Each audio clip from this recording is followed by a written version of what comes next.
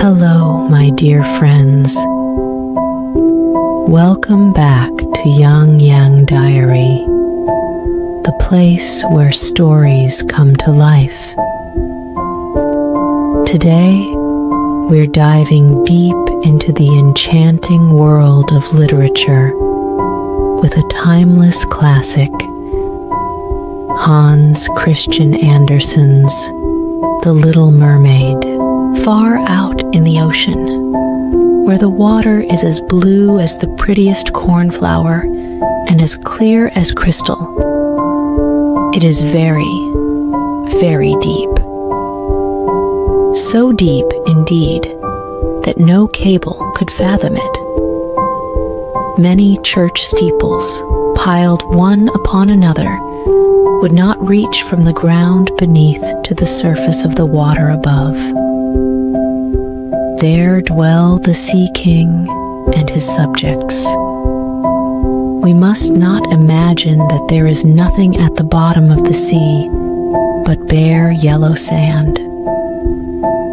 No, indeed.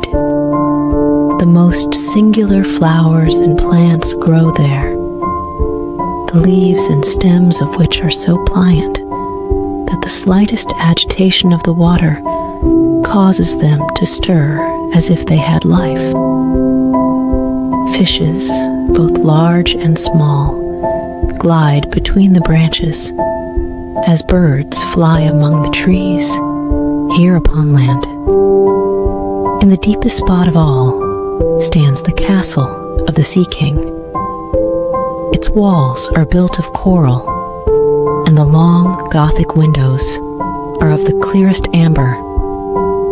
The roof is formed of shells that open and close as the water flows over them. Their appearance is very beautiful, for in each lies a glittering pearl, which would be fit for the diadem of a queen. The Sea King had been a widower for many years, and his aged mother kept house for him. She was a very wise woman and exceedingly proud of her high birth. On that account, she wore 12 oysters on her tail, while others, also of high rank, were only allowed to wear 6. She was, however, deserving of very great praise, especially for her care of the little sea princesses, her granddaughters.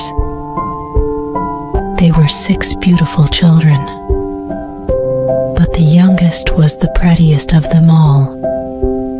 Her skin was as clear and delicate as a rosa leaf, and her eyes as blue as the deepest sea. But, like all the others, she had no feet, and her body ended in a fish's tail. All day long they played in the great halls of the castle, or among the living flowers that grew out of the walls.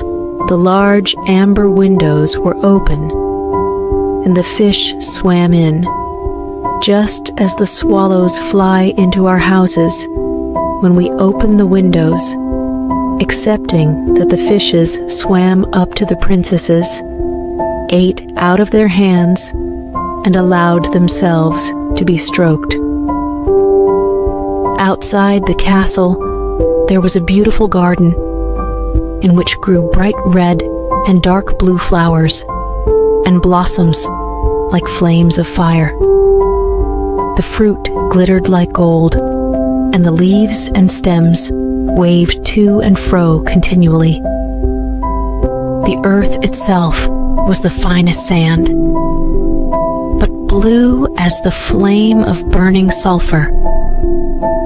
Over everything lay a peculiar blue radiance, as if it were surrounded by the air from above, through which the blue sky shone, instead of the dark depths of the sea. In calm weather the sun could be seen, looking like a purple flower, with the light streaming from the calyx. Each of the young princesses had a little plot of ground in the garden, where she might dig and plant as she pleased. One arranged her flower bed into the form of a whale. Another thought it better to make hers like the figure of a little mermaid. But that of the youngest was round like the sun, and contained flowers as red as his rays at sunset. She was a strange child, quiet and thoughtful, and while her sisters would be delighted with the wonderful things which they obtained from the wrecks of vessels, she cared for nothing but her pretty red flowers, like the sun, excepting a beautiful marble statue. It was the representation of a handsome boy, carved out of pure white stone, which had fallen to the bottom of the sea from a wreck. She planted by the statue a rose-colored weeping willow. It grew splendidly, and very soon hung its fresh branches over the statue, almost down to the blue sands. The shadow had a violet tint and waved to and fro like the branches. It seemed as if the crown of the tree and the root were at play and trying to kiss each other. Nothing gave her so much pleasure as to hear about the world above the sea. She made her old grandmother tell her all she knew of the ships and of the towns, the people, and the animals. To her it seemed most wonderful and beautiful to hear that the flowers of the land should have fragrance, and not those below the sea, that the trees of the forest should be green, and that the fishes among the trees could sing so sweetly that it was quite a pleasure to hear them. Her grandmother called the little birds fishes, or she would not have understood her, for she had never seen birds. "When you have reached your 15th year," said the grandmother, "you will have permission to rise up out of the sea, to sit on the rocks in the moonlight while the great ships are sailing by, and then you will see both forests and towns." In the following year, one of the sisters would be 15, but as each was a year younger than the other, the youngest would have to wait 5 years before her turn came to rise up from the bottom of the ocean and see the earth as we do.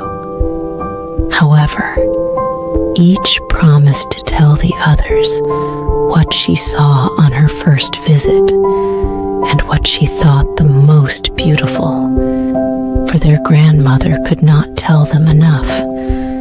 There were so many things on which they wanted information. None of them longed so much for her turn to come as the youngest, she who had the longest time to wait, and who was so quiet and thoughtful. Many nights she stood by the open window, looking up through the dark blue water and watching the fish as they splashed about with their fins and tails. She could see the moon and stars shining faintly, but through the water they looked larger than they do to our eyes. When something like a black cloud passed between her and them, she knew that it was either a whale swimming over her head or a ship full of human beings who never imagined that a pretty little mermaid was standing beneath them, holding out her white hands towards the keel of their ship.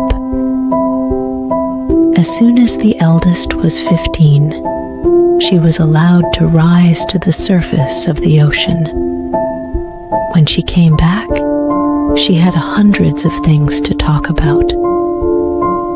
But the most beautiful, she said, was to lie in the moonlight on a sandbank in the quiet sea near the coast, and to gaze on a large town nearby where the lights were twinkling like hundreds of stars.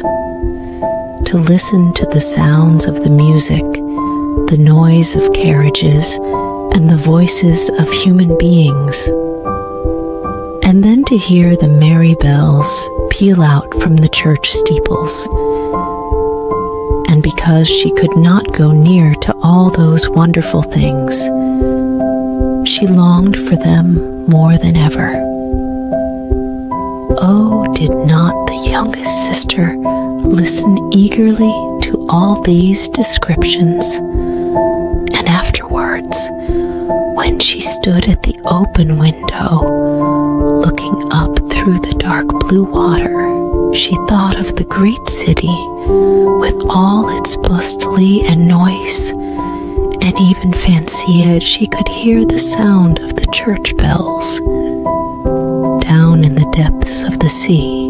In another year, the second sister received permission to rise to the surface of the water and to swim about where she pleased. She rose just as the sun was setting, and this, she said, was the most beautiful sight of all. The whole sky looked like gold, while violet and rose-colored clouds, which she could not describe, floated over her, and still more rapidly than the clouds flew a large flock of wild swans towards the setting sun, looking like a long white veil across the sea. She also swam towards the sun, but it sunk into the waves, and the rosy tints faded from the clouds and from the sea. The third sister's turn followed. She was the boldest of them all, and she swam up a broad river that emptied itself into the sea. On the banks, she saw green hills covered with beautiful vines. Palaces and castles peeped out from amid the proud trees of the forest. She heard the birds singing, and the rays of the sun were so powerful that she was obliged often to dive down under the water to cool her burning face. In a narrow creek, she found a whole troop of little human children, quite naked and sporting about in the water. She wanted to play with them, but they fled in a great fright. And then a little black animal came to the water. It was a dog, but she did not know that, for she had never before seen one. This animal barked at her so terribly that she became frightened and rushed back to the open sea. But she said she should never forget the beautiful forest, the green hills, and the pretty little children who could swim in the water, although they had not fishes' tails. The fourth sister was more timid.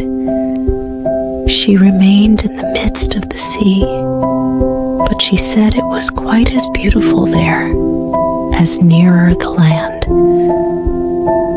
She could see for so many miles around her, and the sky above looked like a bell of glass. She had seen the ships, but at such a great distance that they looked like seagulls.